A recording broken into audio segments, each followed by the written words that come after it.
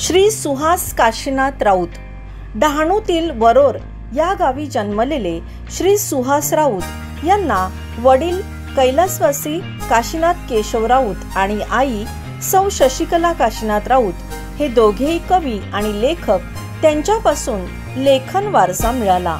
वयाच्या 18व्या वर्षी पहिली लघुकथा प्रसिद्ध झाली। ते गेली 53 वर्षे मातृभाषा मराठी तसेच मायबोली वाडवळीत कथा, कविता, लेख तसेच स्फुट लेखन करीत आहेत। आजवर असे 300च्या वर साहित्य प्रकार दैनिक, साप्ताहिक, पाक्षिक, मासिक, वार्षिक, दिवाळी अंक, संयुक्त कविता संग्रह फेसबुक, व्हॉट्सॲपवर प्रसिद्ध आहेत।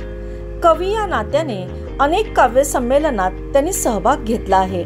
त्यात वेळोवेळी कविता बक्षीस पात्रही झाले आहेत। कथा स्पर्धेत कथांना बक्षिसे मिळाली आहेत। लेखक कवी या नात्याने कार्यक्रम समारंभात प्रमुख पाहुणे, वक्तृत्व स्पर्धा, कथा कविता स्पर्धेत परीक्षक म्हणून ते गेले आहेत। सोमवंशी पाठारे क्षत्रिय समाजोन्नती संघ ट्रस्ट फंडच्या दादर, मुंबई येथे झालेल्या 91व्या वार्षिक अधिवेशनात सौ जया लीलाधर चौधरी पुरस्कृत लेखक कवी प्रोत्साहनपर गुणवंत गौरव पुरस्कार त्यांना मिळाला आहे।